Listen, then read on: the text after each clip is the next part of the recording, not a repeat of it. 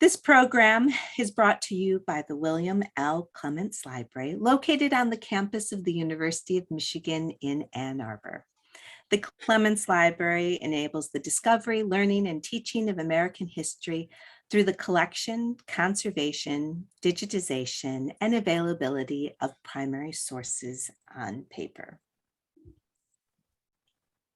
I'd like to take a moment to acknowledge that the University of Michigan is located on the territory of the Anishinaabe people. In 1817, the Ojibwa, Ottawa, and Potawatomi nations made the largest single land donation to the University of Michigan, offered ceremonially as a gift in the text of the Treaty of the Foot of the Rapids, so that their children could be educated in a Western manner. We acknowledge the history of Native displacement that allowed the University of Michigan to be founded. Today, we reaffirm contemporary and ancestral Anishinaabe ties to this land and their profound contributions to this institution. The William L. Clements Library acknowledges that it has and continues to benefit from the original land dispossession and established hierarchies of settler colonialism. Okay, if you haven't had a chance yet to take our poll, click very quickly. We're thinking about one book that has been very influential for you. And when was that book published? So I'm going to go ahead and end the poll. Share the results. Okay, so, all right, this is very interesting. We were wondering what how this might break down. So I do see that 28% of you do have a book in mind before 1900, and 16% have read a book that was published between 1900 and 1950 that was influential. The majority, 46%, the books were published between 1950 and 2000, and then just 10% have read a books that was published since 2000 that was very influential.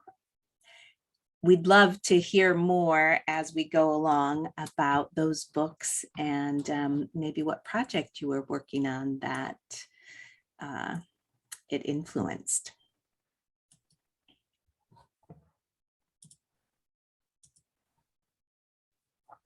Today's episode is generously sponsored by Carolyn Tiefenbach.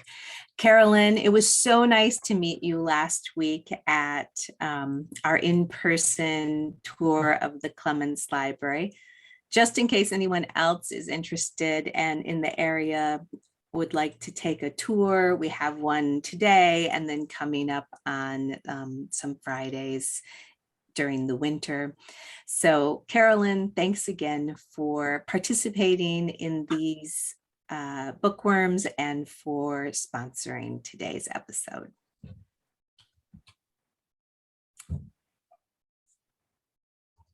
Today, I'm joined by 3 of my colleagues from the Clements Library who will discuss books that were influential in how they thought about a project. First, I would like to introduce Paul Erickson. He is the Randolph G. Adams Director of the Clements Library and joined us in January of 2020. So Paul, tell us what project you were working on and when you first read this book. Sure, and I'm going to share my screen because I have a couple slides to show. Oh, can you enable screen sharing, Angela? Yes, yes, I can. Perfect.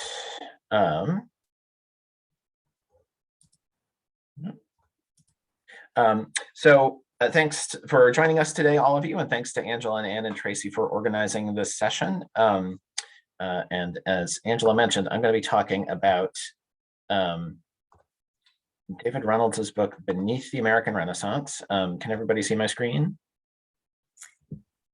Yes, but you're not yet in present. Right, I'm going to do that now.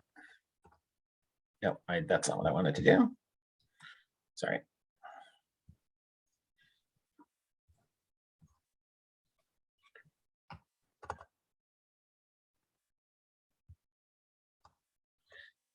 Okay, so how about now?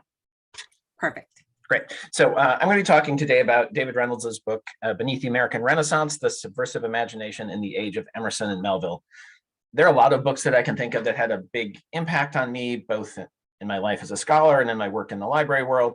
And this question of influence is a tricky one because, there are books that have had, profound influences on lots of people's lives that probably wouldn't really talk about in this context, like the Bible, the Quran, the Book of Mormon, things like that are sort of, I think I understood them to be outside the scope of this discussion. So this book was one of the first books that came to mind when this topic was proposed, because of what it's about, when I read it, and what it led to. And I'm also going to talk a bit about the kind of impact this book had on me, both for good and for ill. So, but before I dive in, I wanted to show the other contenders that I was thinking about when we first talked about today's program. And it goes to the poll question, right? Of like, when was something published, and how far back is too far back, kind of. So most of you are probably familiar with Max Weber's book, The Protestant Ethic and the Spirit of Capitalism, but you might not be acquainted with some of the other books on this list. And so for me, the one thread that ties all of these books together is a preoccupation with the category of the everyday people, the rhythms of everyday life, and most particularly everyday reading, the encounter of normal non-specialist readers with print. So why are these questions interesting to me? I'm interested in readers in general, and people more broadly who are not like me. I'm not interested in my own reading experience. I want to know more about how lots of different kinds of people encounter print. Second, there was a moment when I was much younger when Matthew Arnold's notion of culture as the best which has been thought and said was briefly appealing, mainly because it put limits on what one ought to be interested in. But that was a very brief moment, and I pretty rapidly rebelled against any idea of a canon in literature or anything that felt like a prescription about what people should read. And so all of these books, and maybe except Weber's, touch on that question of what people actually read, how they actually encountered print and literature in their daily lives, and not what people told them they ought to read.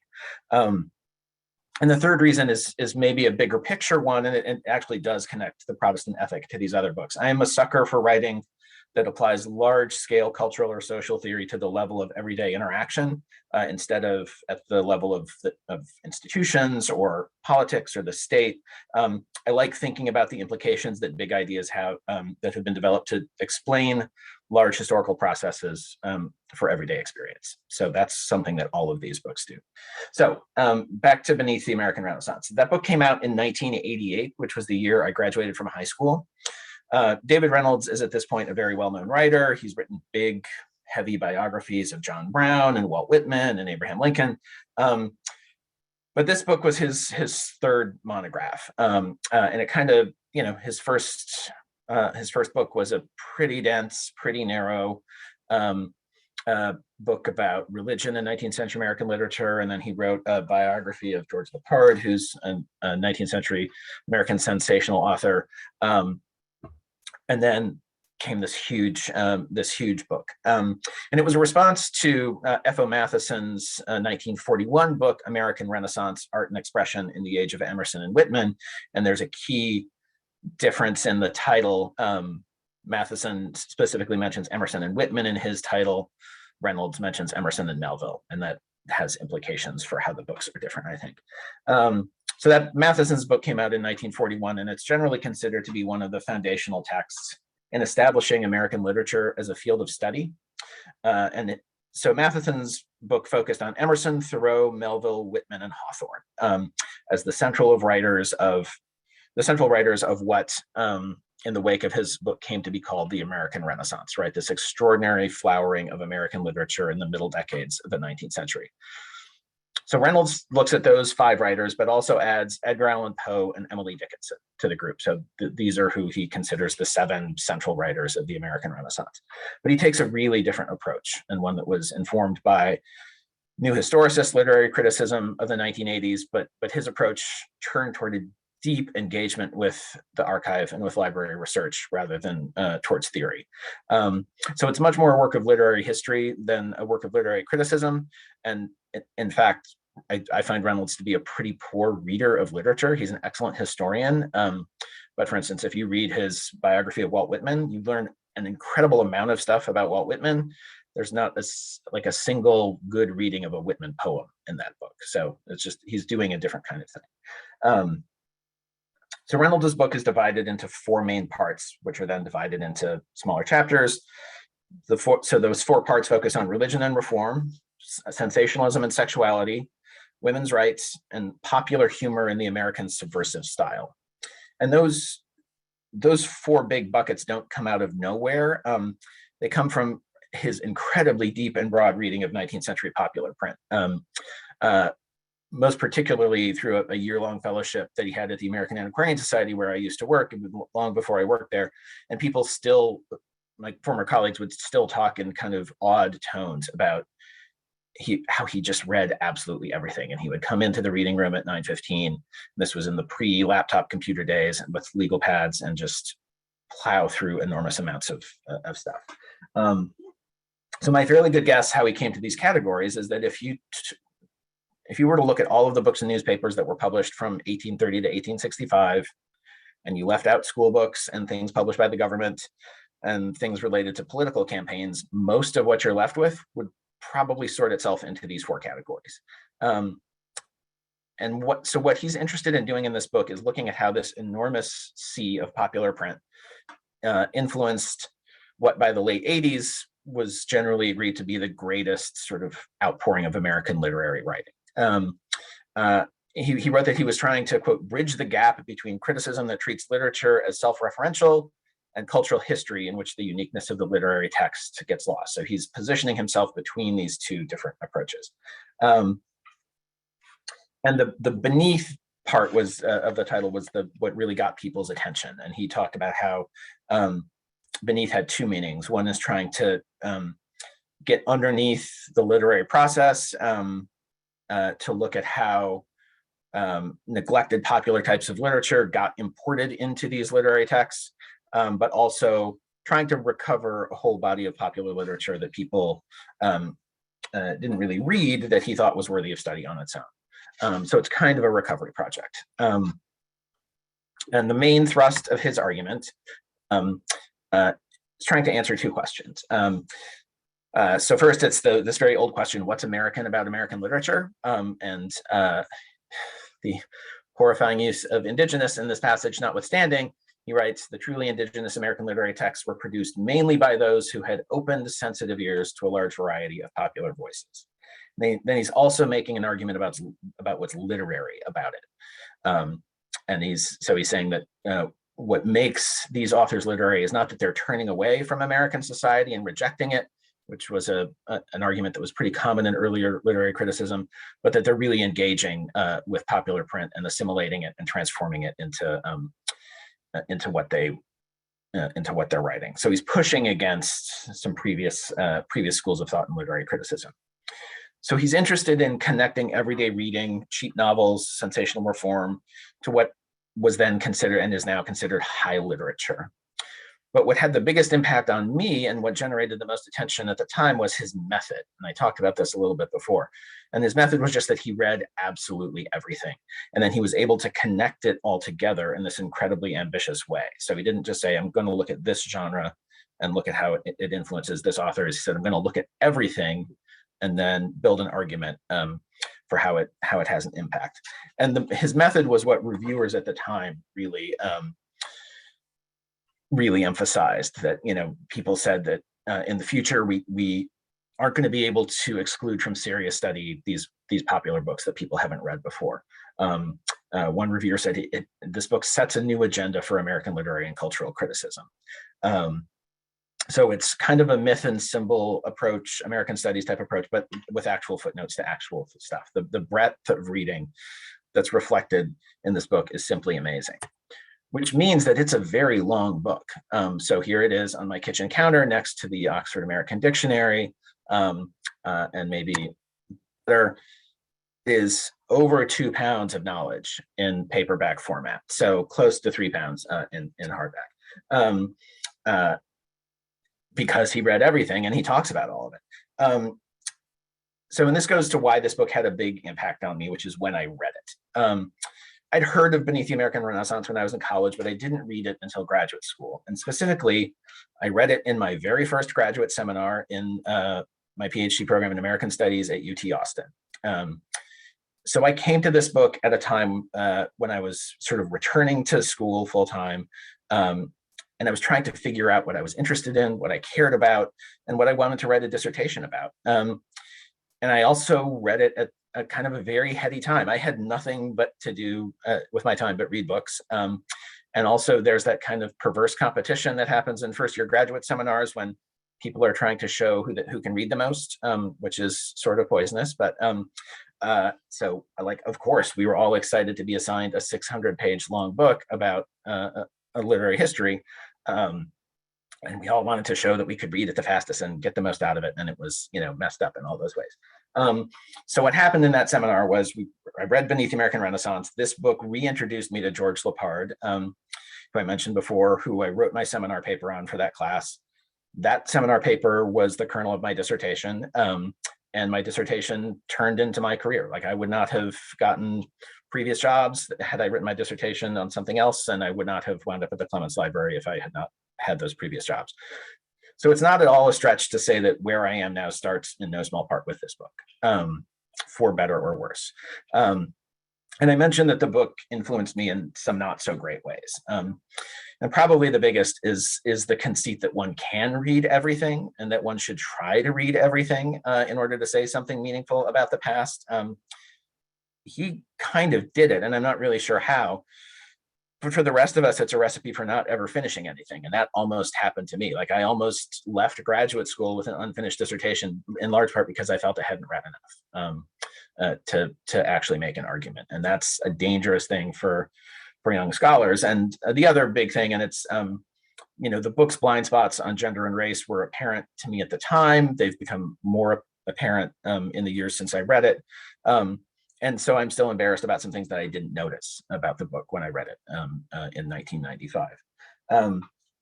But probably the biggest way it influenced me is in my response to its notion of its approach to these canonical authors, these 7 sort of key figures of the American Renaissance.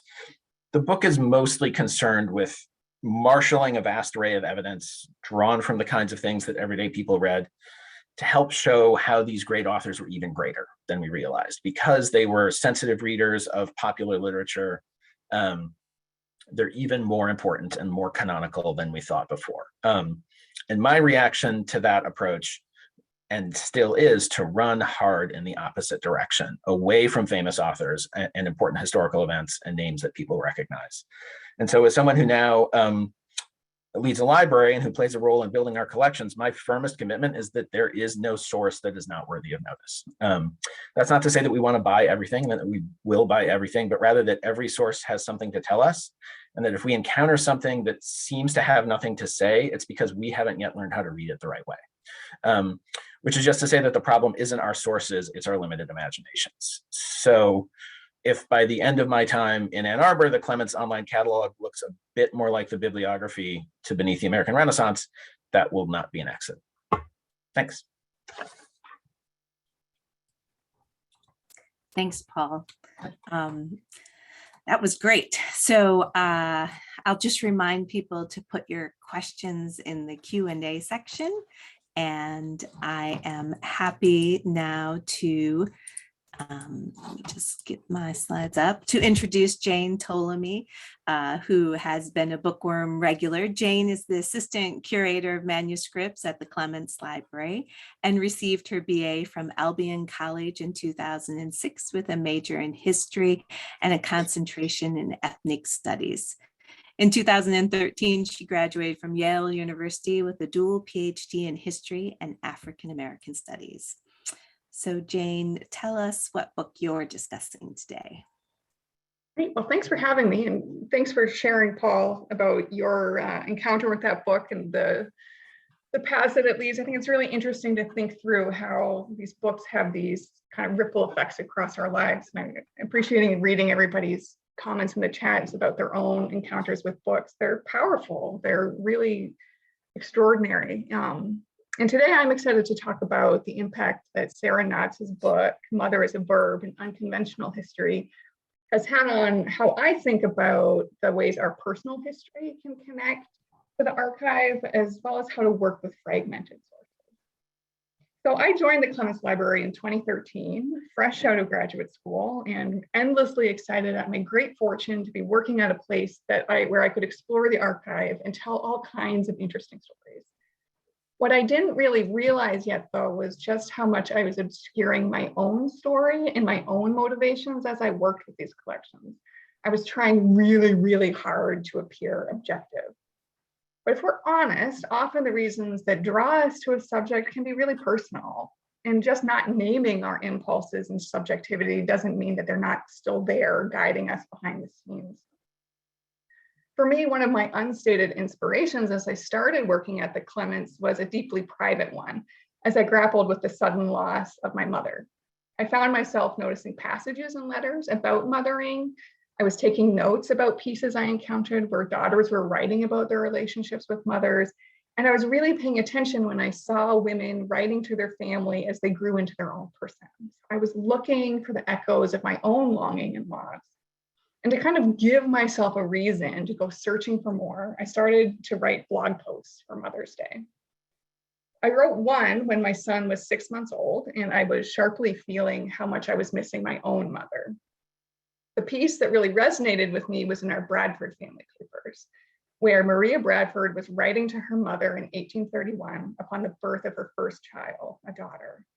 She wrote about her birth story, how she laughed out loud with joy upon hearing the baby cry for the first time, her troubles with breastfeeding, how overwhelmed she was, and her longing for her mother's advice and presence. How much I have to say to you and how many things I have to ask you, she wrote. She named her baby Sarah after her mother. I now know what it is to be a mother, she confided, and I hope and pray to God that I may make as good a mother as you have been to me. And I hope my child will love me as well as I do you. This was the first time I was writing as a mother myself. And when I read Maria's letter, I just cried at my desk. I cried because so much of what she was saying to her mother, I wanted to say to mine, but couldn't. I wanted to tell her my birth story, to admit that I was overwhelmed of how often, like Maria, I was thinking of her and wanting her to tell me what to do. But if you read that blog post where I used that source, you wouldn't know any of that.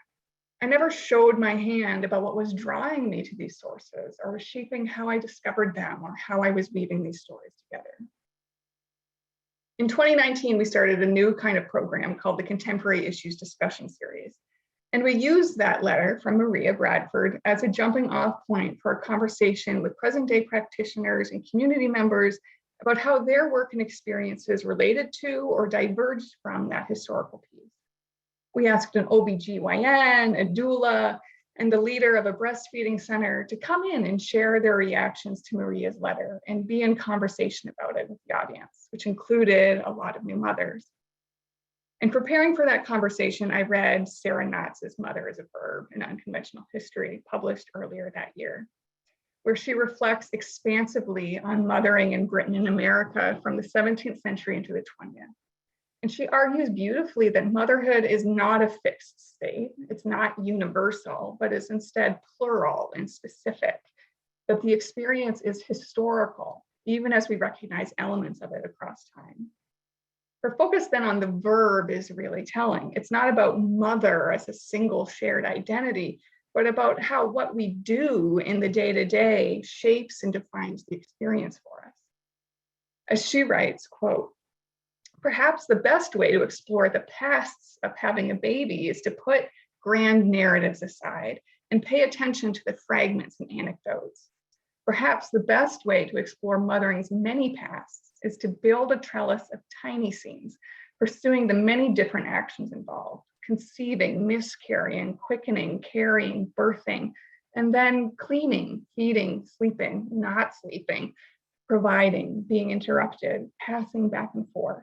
These make up the visceral ongoingness, the blood and guts of being with child, the verbs, mother as a verb." She writes beautifully. And through it all, she interweaves threads of memoir, telling her own story about entering into and experiencing motherhood in the present that spurred her questions about the actions of becoming and being a mother in the past. She brings her own personal history into direct conversation with previous generations' experiences with these same themes. And it allows for this really powerful and poetic reflection on the very particular way that women across time and cultures have experienced these same threads, while allowing for moments of seeing ourselves mirrored in the past. For example, one of my favorite sections, which I dog-eared and starred, muses on the experience of hearing a baby. She opened the chapter writing about her own attempts to soothe her crying babe, but then goes on to write that what an infant cry sounds like cannot be separated from the historical environment. For a Californian aunt of 1900, a cry could sound like Scottish bagpipes with their long, thin snuffle, or like a penny horn for a new mother in 1940s Manhattan, or like the red-headed grebe for the 1930s Ojibwe living on a reservation in their former hunting grounds. The grebe is a feisty, tough bird about the size of a duck.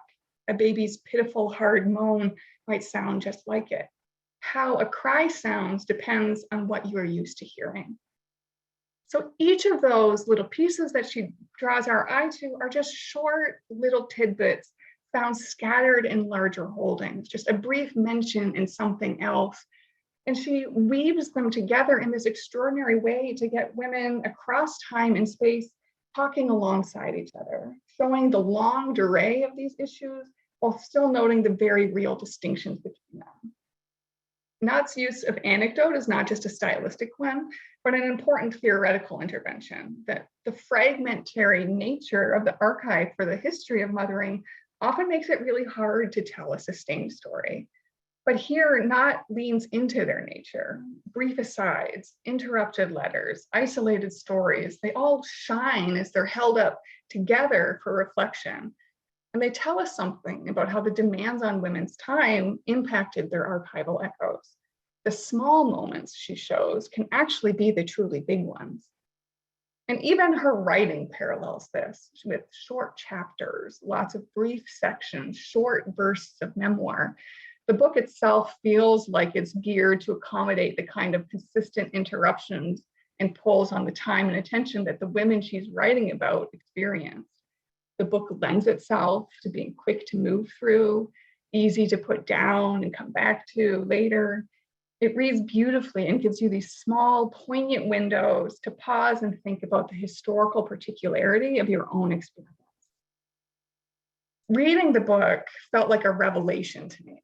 Knott's transparency about her own journey and her willingness to write herself into her historical reflection really opened a window for me to understand the power of sharing your story and being brave enough to welcome people to see and know you as a person and a writer, rather than obscuring yourself behind the historical narrative. So I started allowing myself to enter into the frame a little bit more. In my public lectures or in my writing or when I'm in a classroom, I try to be more open about what drew me to a topic or what stood in my way, how I responded to a source or was troubled by it. There's a lot of power in vulnerability of wanting to lean into the connections it can enable. With Sarah Knott's Mother as a Verb, her story and her moment in time stands as its own piece in the historical argument, connecting the lines and drawing the audience closer, extending an invitation to see yourself in the work too. It just kind of elevates everything. And I also found myself incredibly inspired by Knott's reflections on why it's important to take anecdotes seriously. How do we do justice to those brief moments in the archive when underrepresented and underprivileged groups just briefly puncture the silence around them? There was a freedom in her approach to just let the small pieces stand as they were and to scaffold the argument around them, to value these snippets as meaningful even in their limited scope. It's really pushed me to think more deeply about what kinds of story and evidence I can spotlight, to feel confident that a brief moment in a letter can tell you everything if you just frame it properly. So this past year, when I was working on writing an article for our library publication, The Quarto, on the history of childhood, I tried to put this into action. I wrote of my own experiences with my son during the pandemic that shaped why I was compelled to explore the topic of the piece. And I felt okay focusing on little tidbits as my main evidence, because these little archival moments really do matter, and our personal stories matter too. And joining them together, as Sarah Knott showed me, can be incredibly powerful and moving. So if you're looking for a great lyrical read, a beautiful and nuanced reflection on mothering, and a wonderful example of innovative research and writing, Mother as a Verb is definitely worth picking up. And maybe putting down again while you tend to a child, and then picking up again. So it's I can't say enough. It's really a beautiful book. Thank you, Jane. That was beautiful. I appreciate all of your sharing and vulnerability. So next up, I'm pleased to welcome Claire Dana to the Bookworm. She is a first-year master's student at the University of Michigan School of Information, focusing on archival preservation, and is the current Joyce Bunk Fellow at the Clements Library. Claire has a BA in English Literature from the University of California, Berkeley, where she received the Charlene Conrad Liebau Library Prize for undergraduate research for her work in the archives, studying female printers in London in the 17th century. She is now primarily working on digitizing the David V. Tinder postcard collection, composed of over 60,000 postcards from all over the state of Michigan. And she'll be talking about two of the sources that she's used while working on this project. Welcome, Claire. Thank you so much for that introduction, Angela. And thank you, Paul and Jane, for talking so beautifully and powerfully about your personal experiences with these works. I'm definitely intrigued by both of them.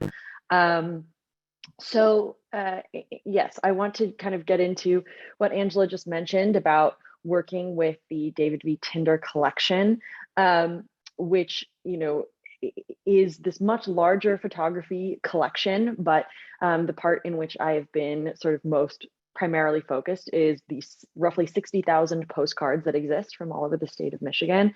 And when I started this project, I knew very little about postcards. I knew very little about the post in general. This idea of working with objects that defy context was kind of interesting. We often don't know the people who are in these documents. We often don't know where they were taken. We don't have, concrete information about dates. There's a lot of different information that isn't readily available to us. And so as somebody who was new to this and was looking at a medium that was very widespread, that really impacted people both in urban spaces and rural spaces, that was being produced both privately and corporately, but also on a local production level, there was a lot happening in terms of the scope of this. And I understood very little about how we came to be there. And the postcards that I'm looking at primarily exist primarily were produced between 1905 and 1920, roughly, though there are some that come earlier and some that come later. But what I was really seeing was this huge, kind of view into this period in American life in Michigan, and trying to understand how we get to this really diverse medium, and trying to provide some context into this huge boom in postcards and why there are 60,000 of these in a collection somewhere, and what makes them so essential to understanding kind of local life. And so I read both Neither Snow Nor Rain, which was a history of the United States Postal Service, to kind of try to understand the more national context that went into this, as well as looking at the Real Photo Postcard Guide, which was more of an item level dive for me into understanding how to decode individual postcards and try to gain more information from each item that I was looking at, that often was very much within the realm of ephemera, and often kind of defied categorization. So one thing that I want to focus on primarily is this idea of the way that the post shapes the country, both physically in terms of infrastructure, but also from an identity perspective, and how the shifts in the post were able to, and in the postal service in general, were able to make room for this huge boom in postcards and this really valuable and unique look into local life, and this kind of level that Paul sort of discussed of, looking at individual people in their everyday lives. So if we could skip ahead to the next, I think you can actually go. Yeah. The first thing I want to talk about is these are some of the postcards that come out of the collection directly. These ones on the left are all pictures of various post offices that exist. And these were clearly really important institutions for people. They connected them to the rest of the world. And then also you can see that there is a postmaster card up on the top right. And what's interesting about this is connected to the UNAPOC, which is the United National Association of Post Office Clerks, which is something I never would have known had I not read Neither Snow Nor Rain, but really shows this early organization of postal workers and their important role in the community, and how they really were these representatives for local communities and local individuals.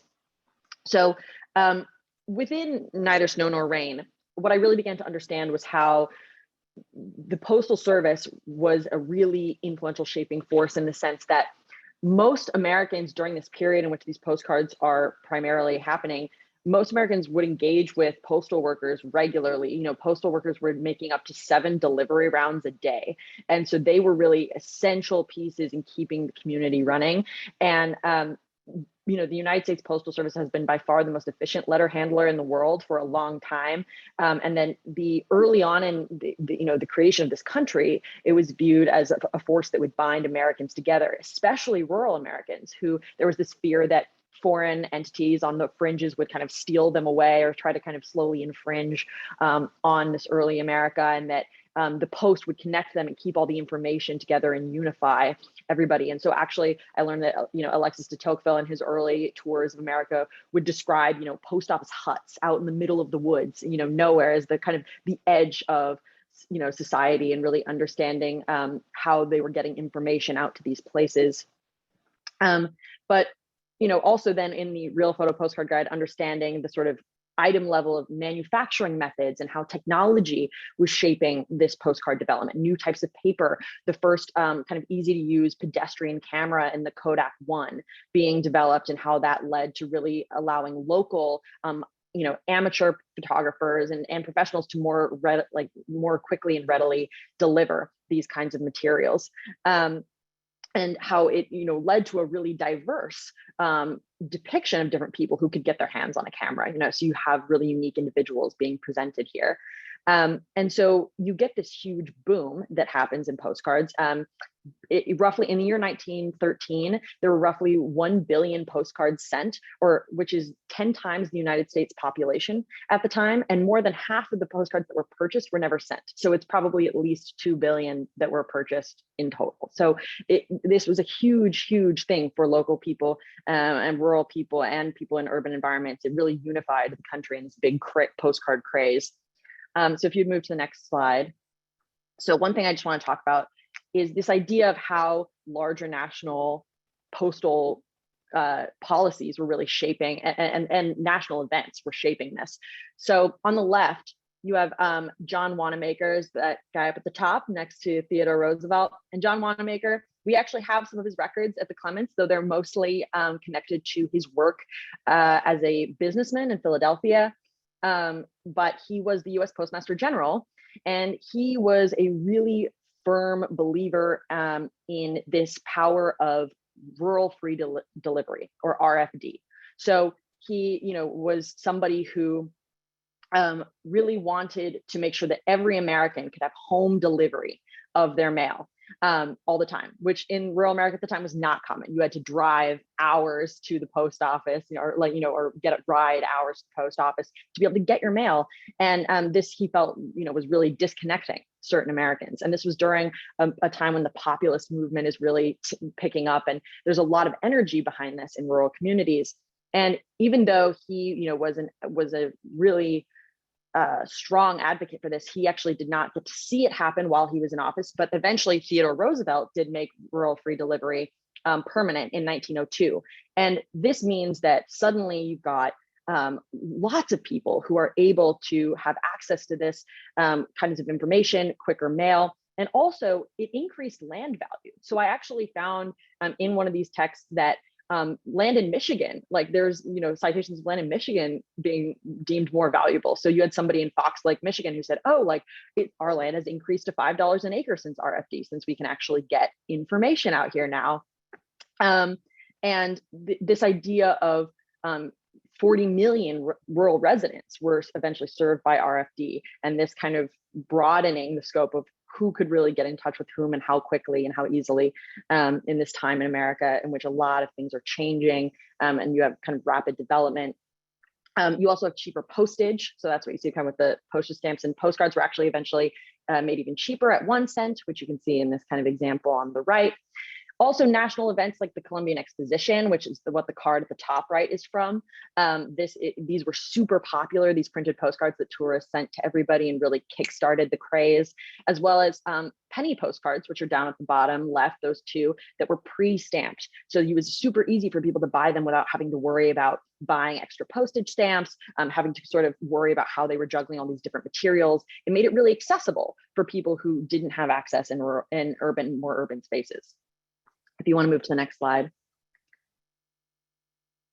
And so lastly, though, what I learned that surprised me from both of these texts was actually how Michigan shaped the Post. So I was ready to see how the National sort of shaped, this kind of local, more regional thing that I was looking at. But I was really surprised to see how frequently Michigan had this huge impact on the larger national postal system.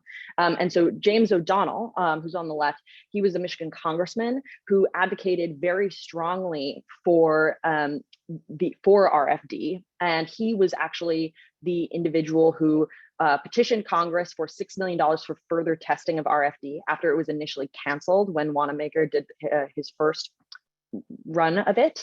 And so he was a big proponent, helped support it, and continued to kind of keep the energy behind it going, and so that it was eventually instituted more broadly. Jack Knight was one of the first iconic postal pilots who was from Michigan, and he actually helped make the first cross-country mail flight in 1921, which almost didn't happen, but ultimately proved to the federal government and to America in general that commercial aviation and airmail was possible. He was kind of dubbed, a local and national hero for this. And then also James Rodemaker down at the bottom was the national president of the NALC, the National Association of Letter Carriers, from 1968 to 1977. And he helped to desegregate the NALC to get federal union recognition. He was the youngest president of Detroit Branch 1 of the NALC, and was very active in the local Michigan letter carrier community. He also helped, lead the NALC through the Great Postal Strike of 1970, as well as a whole bunch of other really important developments in the United States Postal Service. And then he also oversaw the first collective bargaining agreement with the USPS and the federal government. So that's really big. But then also at the top, from a more modern perspective, I learned about how the first OCRC machine was located in Detroit and ran through Detroit, which is the OCR is the optical character reader, pardon me. And the OCR was the key driving motivation behind instituting zip codes nationally. So the reason you have a zip code is because of this machine that was largely operating only in Detroit. It was the only functioning one for a long time. And, so that was something I didn't know. I didn't realize how recent that development was. And then also on a more serious note, the kind of more tragic incidents like the Royal Postal Center shooting that led to developments like policies around mental health, hiring practices, security and safety practices for the postal system in general, and all of these things that sort of originated in Michigan. And so the reason that I bring all this up is to say that when I first got this collection, I didn't really know much about the Clements Library in general. I was learning what was in the collection. And as I started to read these works, I started being able to find all these larger national threads that I could pull at.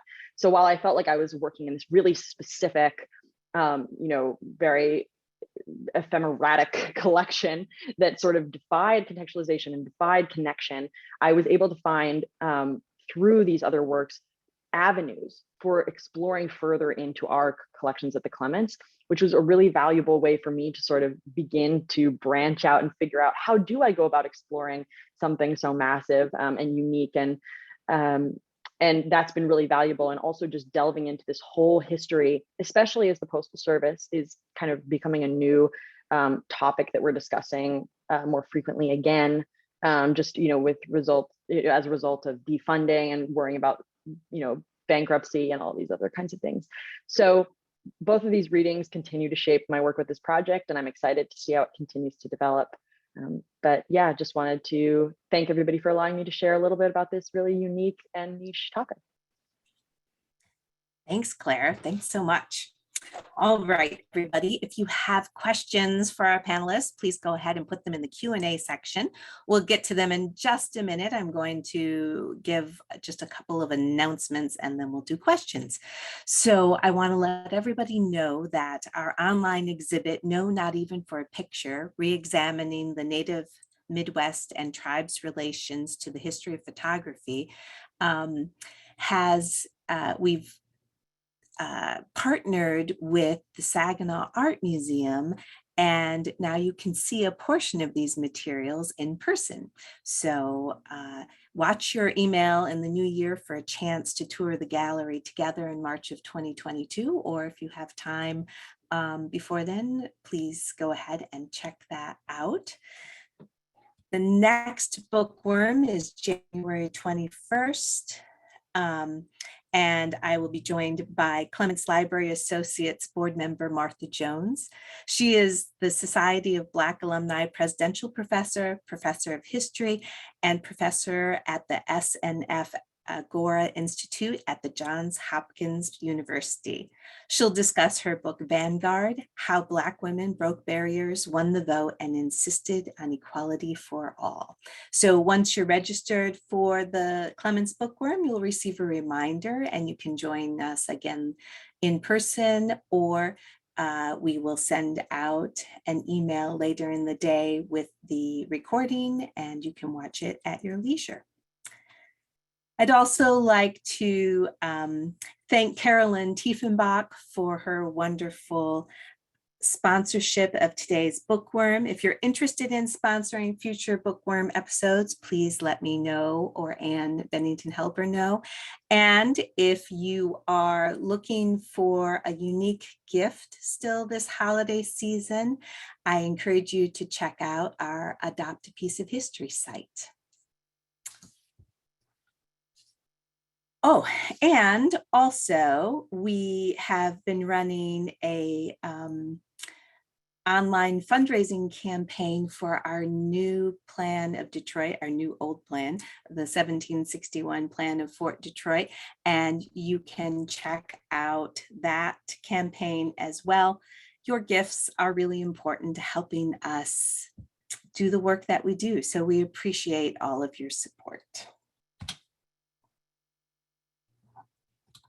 All right, now I'll stop the share and see what kinds of questions we have today.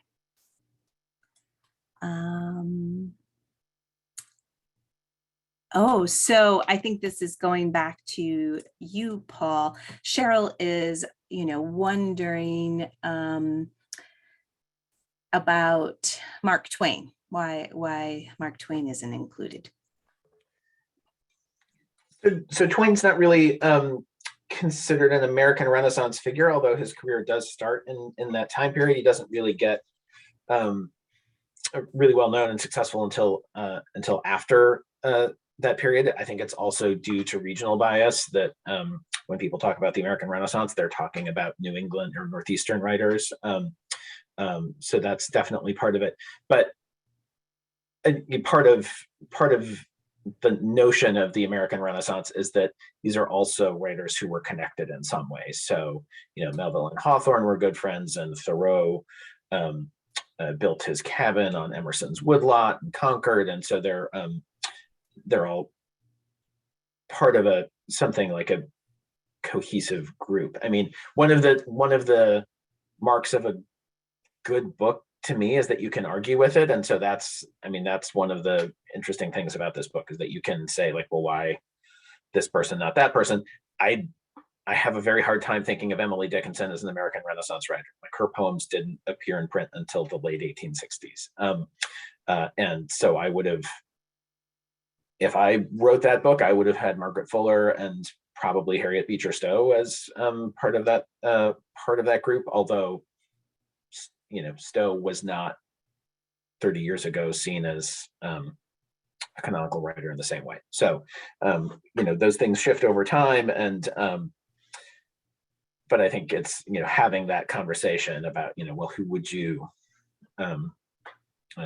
include? Although it's also important to keep in mind that he was explicitly responding to Matheson's book from 1941, which sort of said, these are the figures of the American Renaissance. So it's complicated.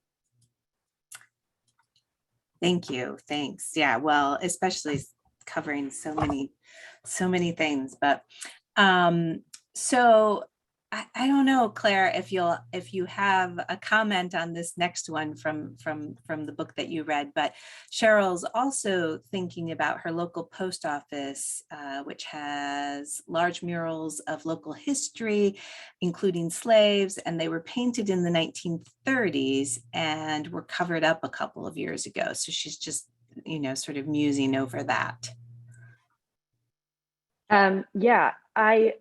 So one thing that's interesting textually about this is that post offices did kind of receive huge sort of facelifts during the 30s as part of FDR's New Deal work, and this was really a way of employing artists and creative people and saying, we want to get more of these people back to work.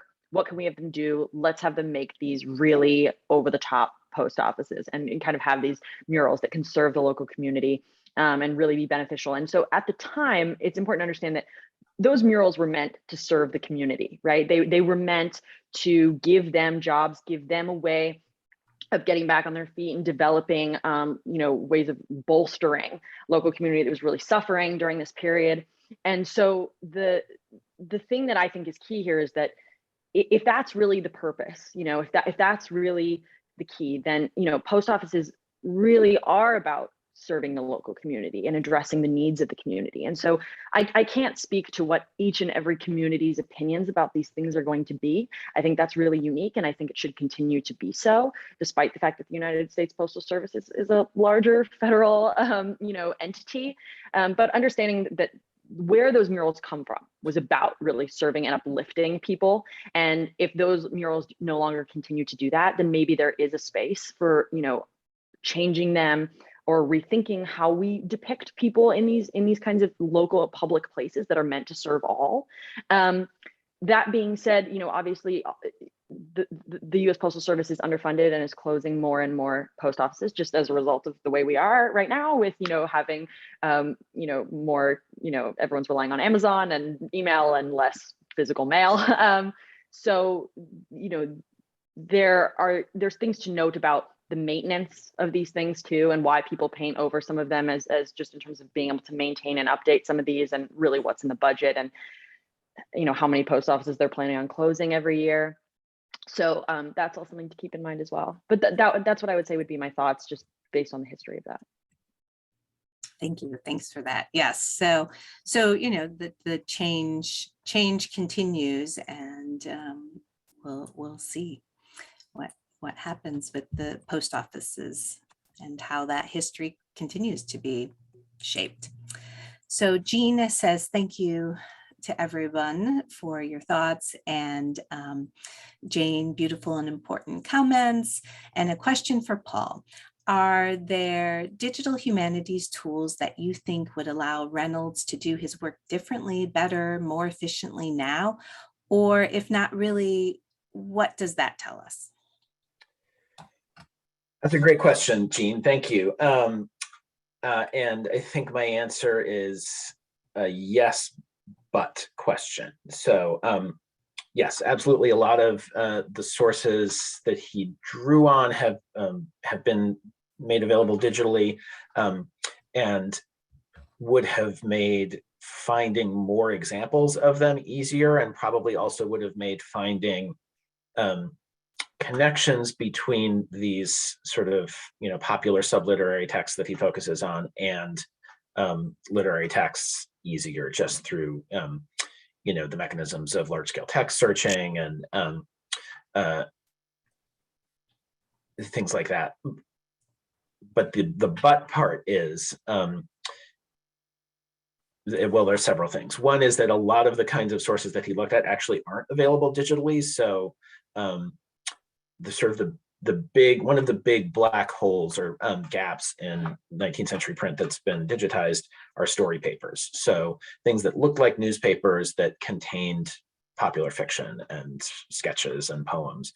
And just because of decisions that have been made by various institutions over many decades about what those things are and how they get cataloged, they haven't been part of newspaper digitization projects, and they're also not part of book digitization projects because they fit awkwardly into those categories. And so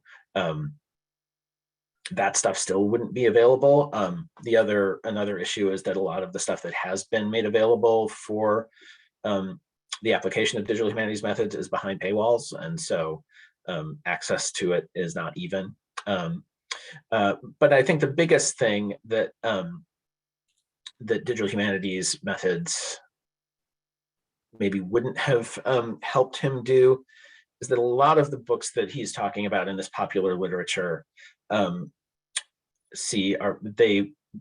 they look and feel similar to each other. And for readers at the time, that was kind of how you could tell what kind of a book something was, how it was bound, what the cover was like, who the publisher was, where you bought it. That told you a lot about the kind of thing that it was. And that is information that is lost when you're working with digital sources. Like you can't see those family resemblances in the same way that you can when everything is on the table in front of you. And you can't see like, oh, well, this thing is bound in a completely different way. And so this would not have been experienced by readers in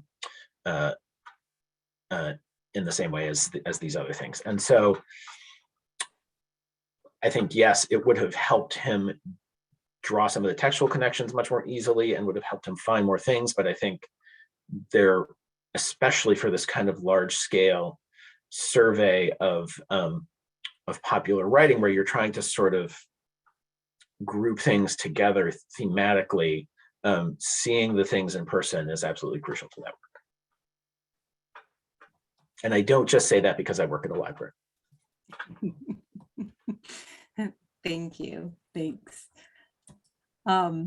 Claire, Tom is wondering, was the US unique in the world with RFD and the amazing flood of postcards that provided semi-public access to private messages and unique geography?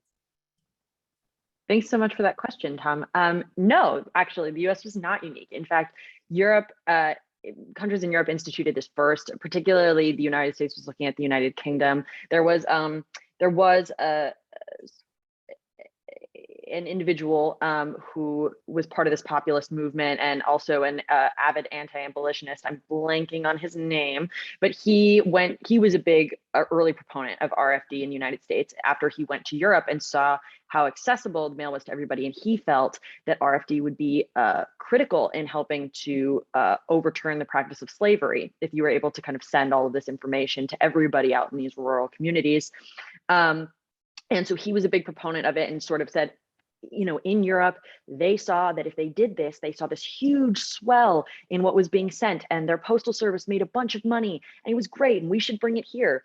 And when they initially tested out in the United States, it did not garner the same profit that it did in Europe, although it still did increase what was being sent dramatically, but it didn't experience the same sort of boost in terms of funds for the Postal Service, which is part of why Congress was hesitant to continue doing it. And so, so that's another key part there.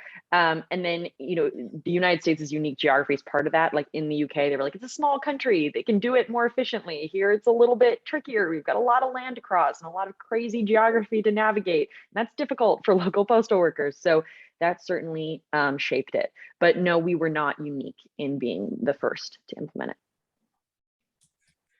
Thank you. Thanks. Paul, Tom is also wondering, is subtitle humor an important component of American Renaissance literature? He's thinking about Melville. Yeah, absolutely. And the last section of Reynolds's book is about what he calls subversive humor, this sort of 19th century thread of extreme, often kind of dark humor that characterized a lot of popular writing in the middle of the 19th century that he sees informing a lot of the work of these American Renaissance writers, Melville in particular. And that's also part of why I would advocate for Margaret Fuller being included in that group, is because she's a writer who I think incorporates elements of that humorous writing more than some of the other people that he looks at. Lydia Maria Child is another person who I think is, like, people don't think of Lydia Maria Child as always being an incredibly funny writer, but if you read her letters from New York, they're fantastic. But yeah, so absolutely, I think Melville is probably the best example of that. Poe also fits into it. I mean, I think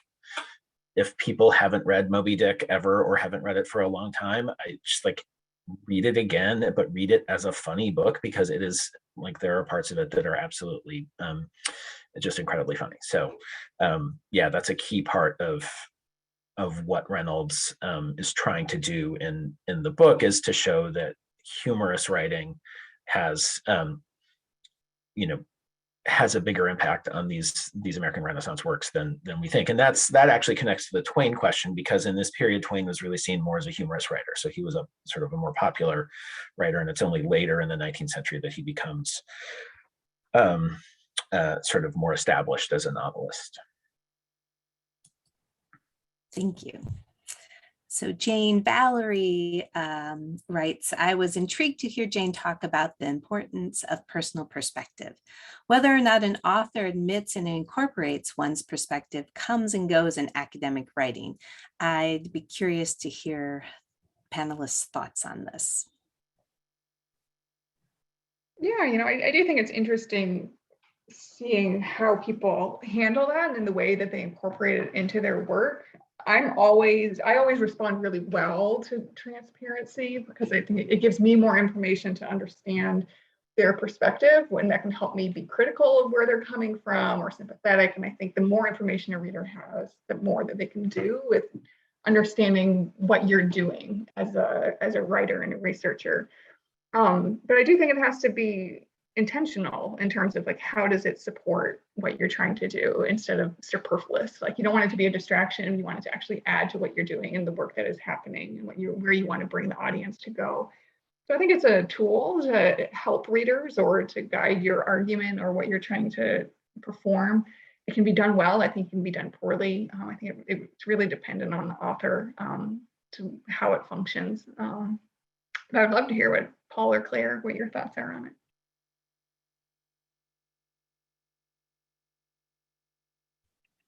I suppose I can chime in. Yeah, I would agree. I would second most of what Jane said. I think that's pretty spot on.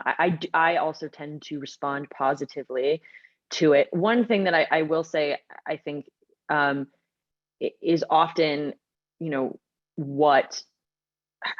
where we are at in our own personal lives changes how we see what we work with. And, I had a personal experience I worked on a research project that was about, female printers.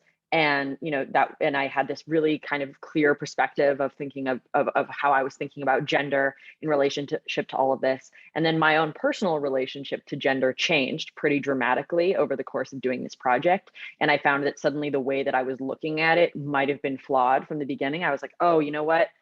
I was approaching it this way when I thought about myself this way. And now that I think about myself in a different way, this whole project seems to have changed very dramatically for me. And I think that was a really big aha moment of acknowledging that and noticing how that shifted the course of what I did, especially when you're working on research projects that are long and, you know, that kind of have this long timeline within you and your own learning and self-discovery and exploration.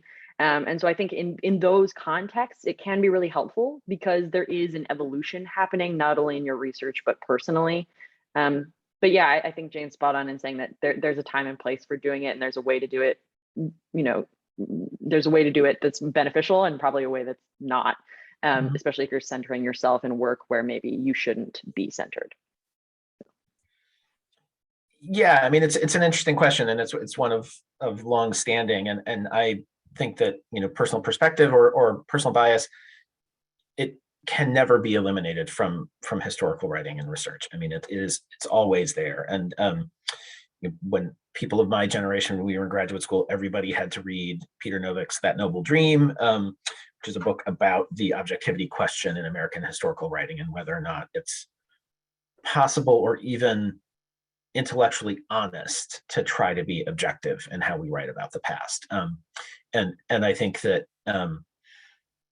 it's not possible, and also like trying to be objective in a particular way is pretty uninteresting to me. I think, you know, as Jane and Claire said, what's the interesting question is how we incorporate elements of our personal experience into what we write and how we study. And there are better and worse ways of doing that. I think it's also different because we, you know, all live in the United States and we're all talking about works of American history. I think it's a very different question for people who write about the ancient Near East, right? You know, like what is, like I know people who work in that field, and I don't know that they have personal perspectives on like the Persian Empire. But I think there are aspects of their personal story and their personal experience that led them to become interested in that work. And so I think that's a different question for me. Interesting. Thank you. So before we wrap up, do any of you have any comments, questions, thoughts for each other, and or anything else that as you've been listening, you started to think about?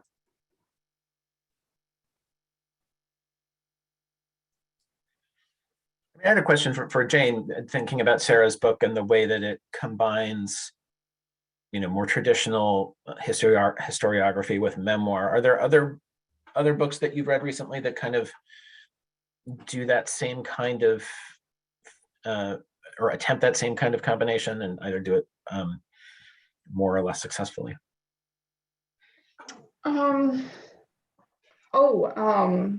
Gosh, I can't remember the author, but the one book, one of my favorite books that I read this year is Why Fish Don't Exist, where it's this story of this woman like who's doing this study about a scientist, and it's also about like the thing that draws her to him because he wants to understand and make order of things, and she kind of has that same impulse. And this again, this thing of what draws you to a subject, why is that thing interesting to you, and how does it shape you as well? And there's like this back and forth pull. Incredible book. If you're also looking for something to read, I absolutely like that one. Also made me cry, which maybe I'm just a crier, but dang, it was really good. So No, I second that. It's a great book. and I haven't finished it yet, but Taya Miles's new book, All That She Carried, she also inserts like the personal, like a lot of I statements and like describing that kind of process of engaging with the archive and thinking through your own interaction with it. I think there's a lot of really beautiful ways of being transparent about how you are approaching a topic and writing that into the story, which for me just makes it more interesting. Like a lot of traditional straight historical narrative can sometimes turn me off and make it feel hard to get through a chapter, but I think those personal stories can give you a little like lightness or a little bit of a break in that to help draw you in a little further. So I personally really enjoy it as a writing technique. So I have one that I just finished that interweaves personal narrative, native traditional customs and scientific knowledge. It's Braiding Sweetgrass by Robin Wall Kimmerer. And it is just beautiful. I mean, she interweaves those three things in a way that's magical for me. I mean, for me, the thing that I always keep in mind and that sort of is challenging in my mind to that sort of writing is the old saying that the past is a foreign country.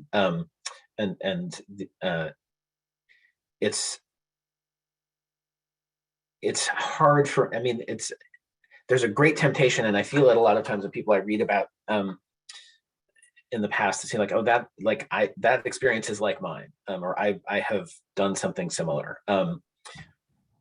But also like I know that I haven't, because like they were having that experience like in the dark and wearing like shoes that weren't made to fit left and right feet, and they were doing it when they hadn't taken a bath in a week, and all these sort of like conditions of life in the past that are just so different from ours. And so I'm always fascinated in seeing how people negotiate that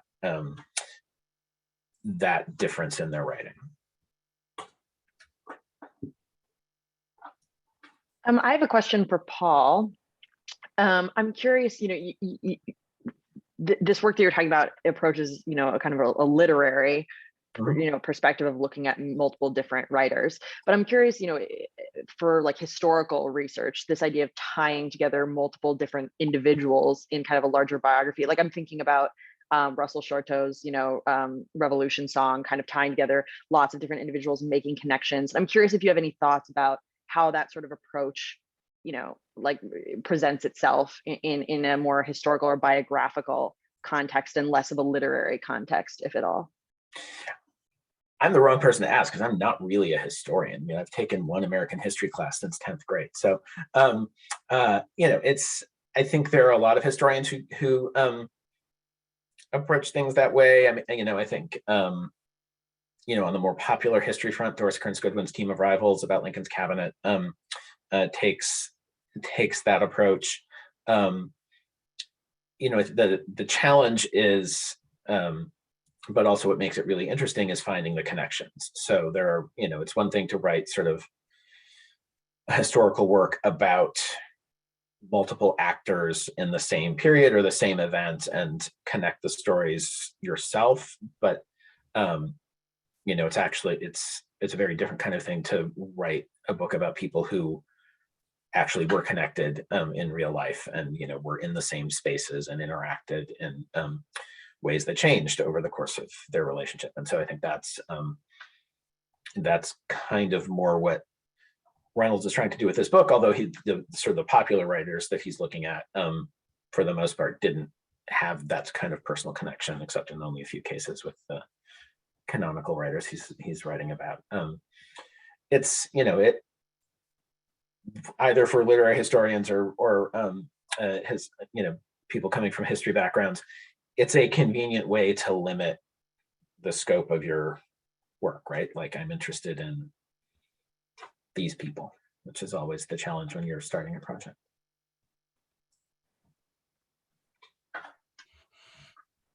All right. Well, thank you, everybody. Thanks so much for sharing. It's always good to hear how, how projects shift and change and how we can learn from these wonderful writers and from each other.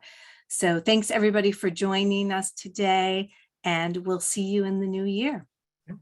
Bye. Thanks, everyone. Bye, thank you. Bye-bye.